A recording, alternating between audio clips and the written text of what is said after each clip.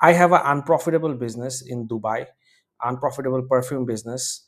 So the business consists of uh, a manufacturing facility plus physical and online store. Now, as you can see, even by year five, I'm unprofitable with an investment of 400 and initial investment of close to $500,000.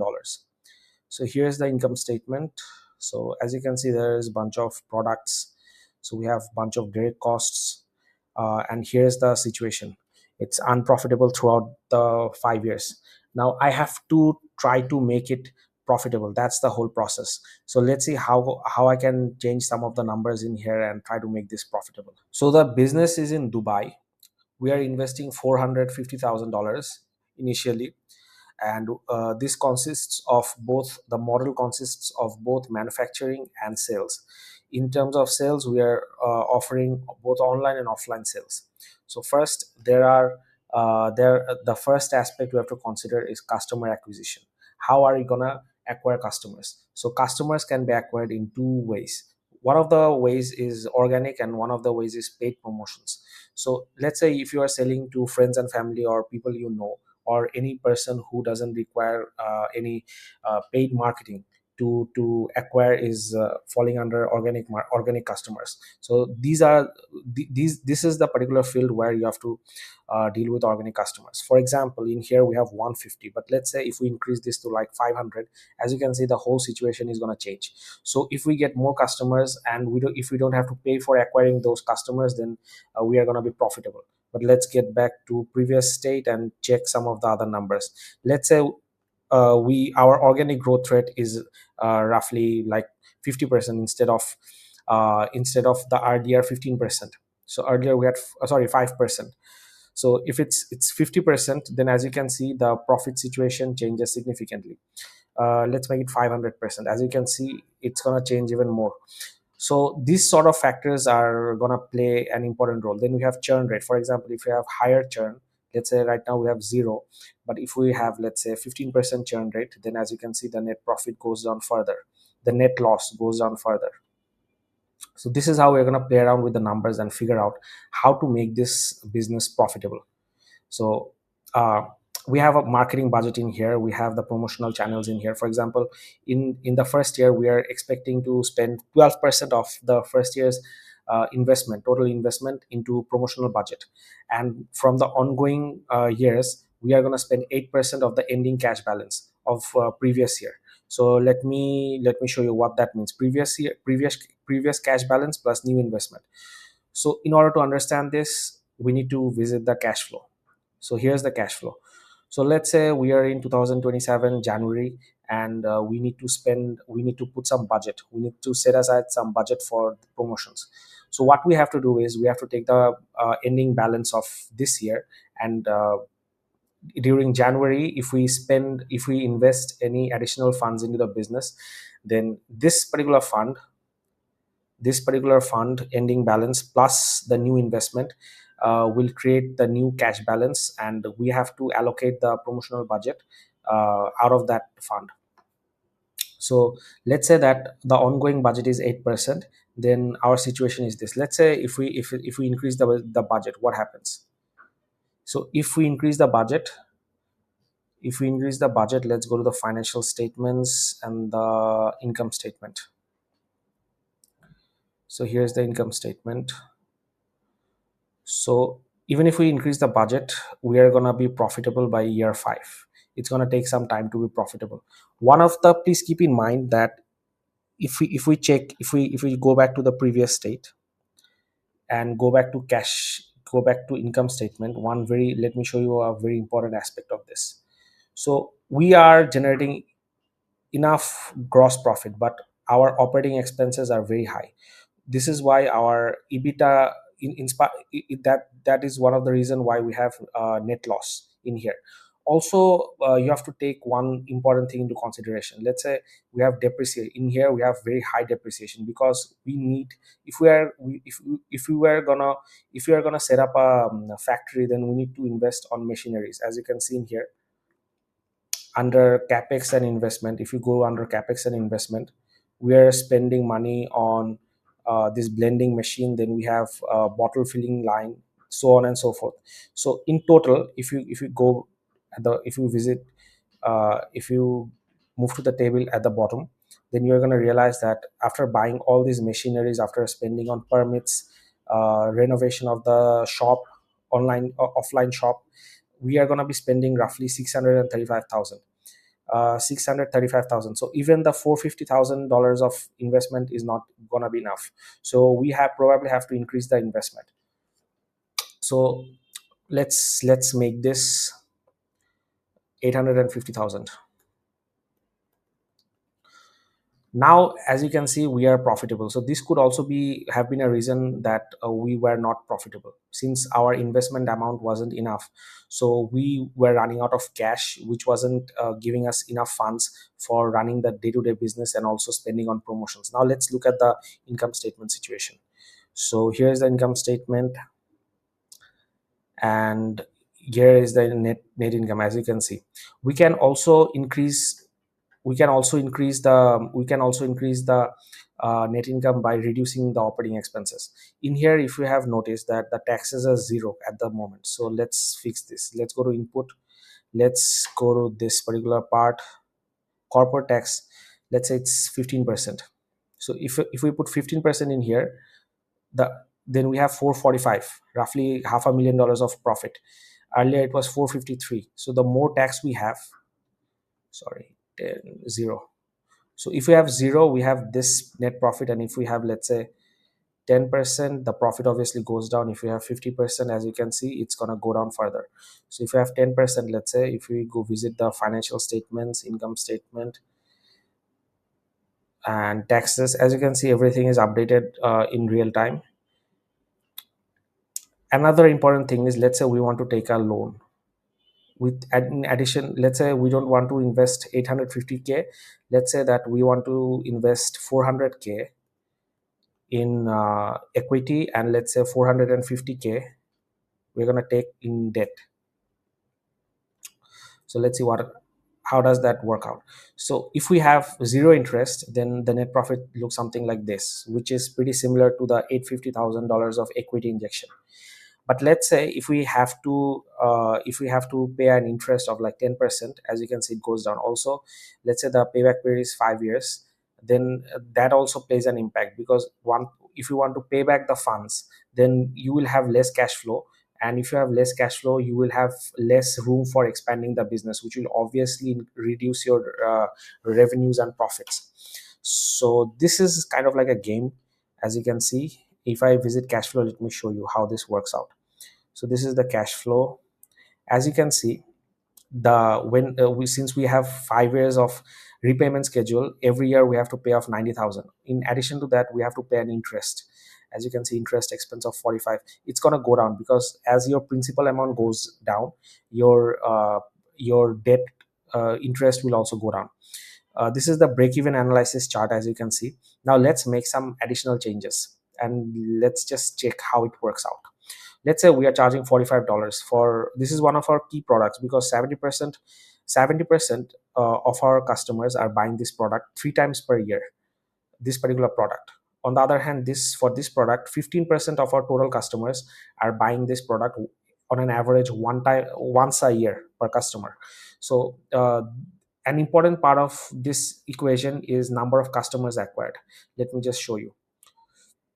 So all the customers that we are acquiring through these promotional budgets, and some of them through organic marketing, is being shown in this particular field. Let me show you customers. If I visit customers, as you can see, so we have customers acquired, some customers are leaving us, that's dealt with the churn rate, and finally we are left with remaining customers. So if I let's say increase the churn rate, in here it's 1% right now, but let's say if I make this 10%, as you can see, the net profit falls significantly.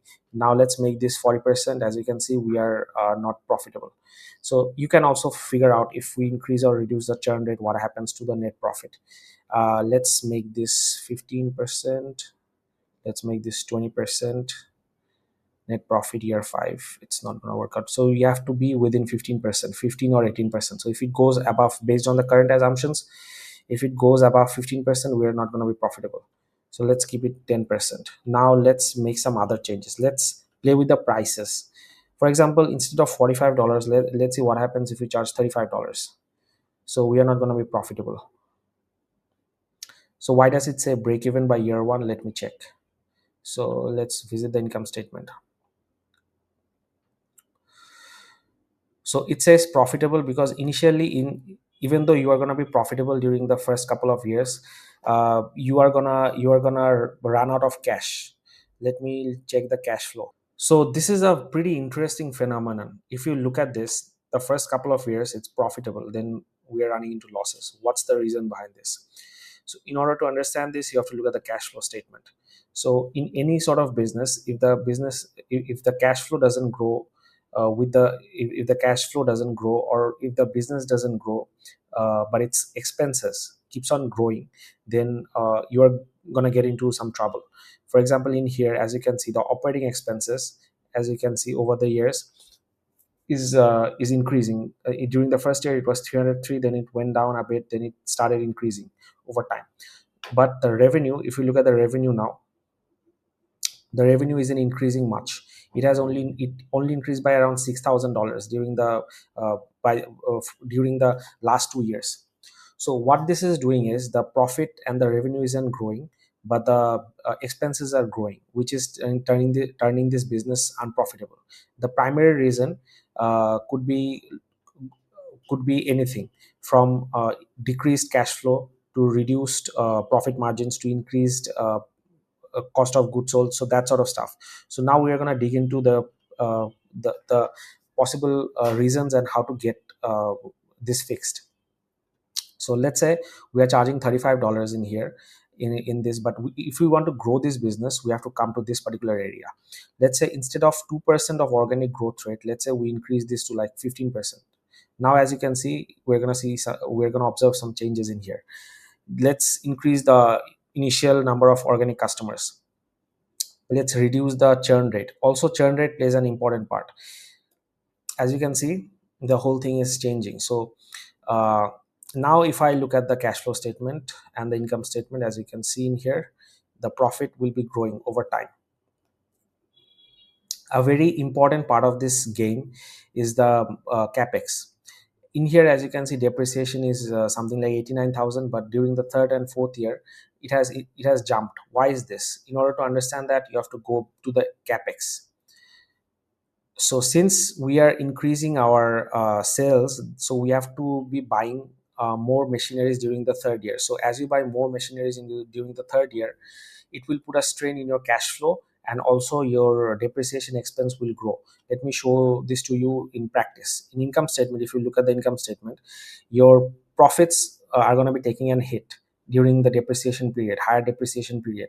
Also your cash flow will take a significant hit. For example, in the third year, as you are buying more of these machineries, as you can see, these are negative numbers for buying these machineries. Your cash flow is taking a hit, and your net change in cash during the third year is negative 50,000. But since you had cash balance from the first and second year, so it's compensating for this particular decrease. So that's how the whole thing works. You don't have to learn all these details, you don't have to go through all the nitty gritty of the financial stuff. What you need to do is just play with the numbers. There are basically three different tabs: growth, revenue, operating, four different tabs: growth, revenue, operating, and capex. So growth and marketing, basically there are four aspects, three or four aspects for this business. The first aspect is customer acquisition. Your customer acquisition depends on either marketing budget or organic customers. So for organic customers, it could be your friends or family or people you know, or any customers who do not require marketing spend. This is the growth engine of your business. So the more customers you get and the less churn you have, it's better. And also CAC also plays an important part for marketing, for paid promotional stuff. For example, let's say Instagram, you are spending 40% of your budget on Instagram, and your assumed CAC is $28. So instead of 28, if we make this like 280, but before that, just check the net profit, it's 97. So before, now let's make this 280, As you can see, it has a huge impact on your net profit, because all of a sudden the number of customers you can acquire will go down significantly. Let me show you. So before it was 28. Now let's look at the customers table. This is customers. As you can see, this was the situation, close to 4,000, 5,000, 6,000 range. But let's say let's when I make this like 280, when I make this 280, let's see what happens. So once I make this 280, let's go to customers. And as you can see, the number of customers acquired has significantly fallen down. So as you can see, all these factors will play an important role. Let's keep this 28. Then we have revenue and direct costs. So direct costs are those costs which only appear when you are incurring when you are incurring when you are generating revenue. So these costs will only be incurred when you are generating revenue, versus operating expenses which are incurred in spite of whether you are generating revenue or not. So these are basically monthly expenses, not yearly. So during the first year, we assume that the store rent will be $3,500 per month.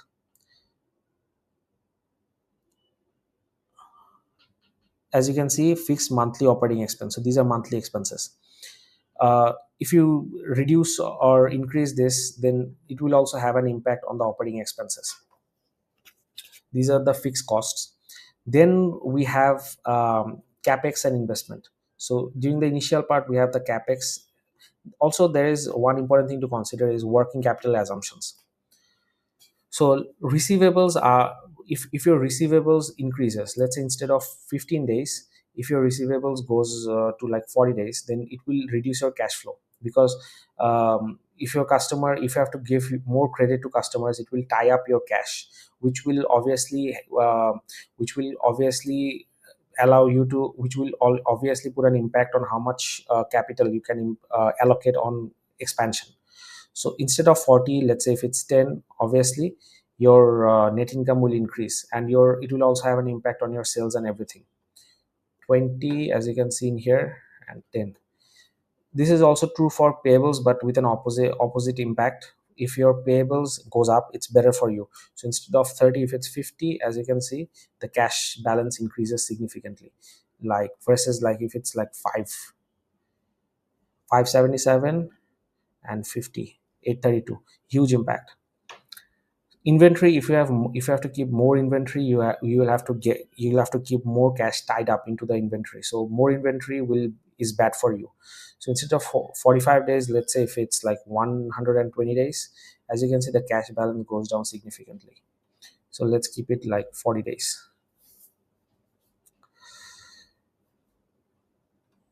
In here we are dealing with yearly additional investment. If you want to invest more over the years, then you can put it in here, and it will be taken care of in the cash flow financing part. Apart from that, we have the stuff that we are investing on, the machineries and everything that we're investing on, cost per unit, number of units needed, lifespan. So lifespan decides the depreciation. If it's 5 years, then this number gets the total cost gets divided by 5. That's how we get the depreciation. So this is how the whole thing works. So we moved from a loss making project to a profitable project. That's how the whole situation basically works. The break even year could be the second year, third year, fourth year, whatever it is, it's going to show in here based on the calculations and everything. Another very important point, that is, if you let's say want to share this, if you want to share this, then you can take the PDF of this. So this is the PDF: customers acquired, income statements, cash flow, and balance sheet. Also, the balance sheet is going to be balanced every time. It's there, you don't have to worry about it. It's going to take care of itself. You just have to bother about the assumptions, the input fields. If I want to export this in Excel also, it's gonna be exported along with the formulas. Let's export this. Let me show you.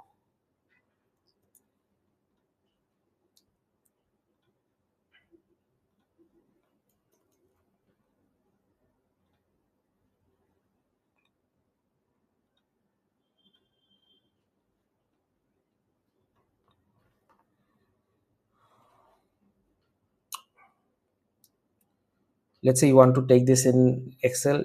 Everything is in here. The income statement,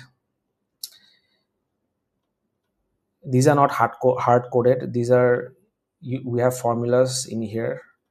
So as you can see, if you want to change the design, then you can also do that. Gross profits and everything. So here's the cash flow statement, and you have the balance sheet. So as you can see, the balance sheet, the numbers are balanced in here. In addition to this, let's say you like this particular financial model, and you want to share this, or I want to share this with you. So how do I do this? I just click on share, public access. Now if I take this particular thing, you will only be able to view this. But if you want to, if you want to use the same exact model, that's also very easy. Let me show you. Let's open this in incognito.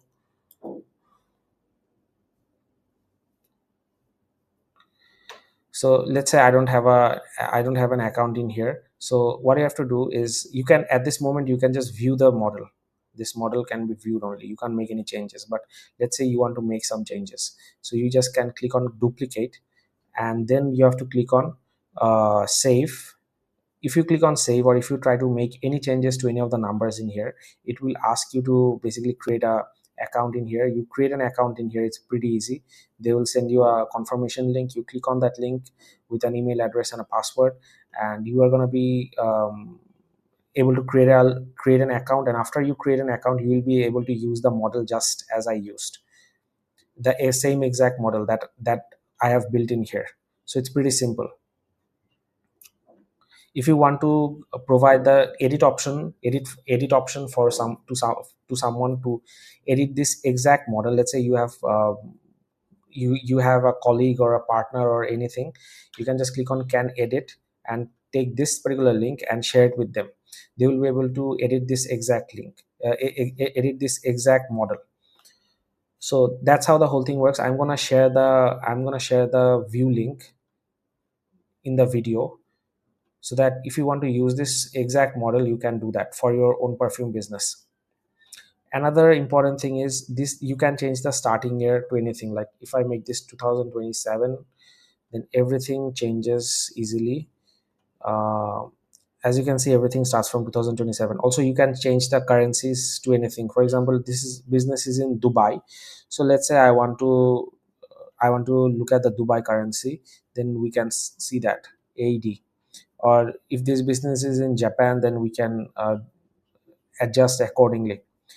uh, Another important thing I forgot to mention is the cash runway. It also shows you how much cash runway you have. So based on these current assumptions, as you can see, we have more than 60 months of cash runway with $850,000 of investment.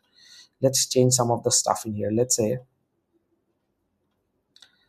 if it was like 280, what happens then? As you can see, then our cash runway goes down significantly. If our customer acquisition cost goes up, our cash runway goes down significantly. So as you can see, it's pretty fun to play with, and we can break even with this particular assumption. Now this is how the whole thing works. If you have any questions, please ask it in the comment section. I'll be happy to answer. And this particular tool is completely free for now. You can use this completely for free. I don't know how long this will be free, how long this will be offered for free, but at the moment it's totally free.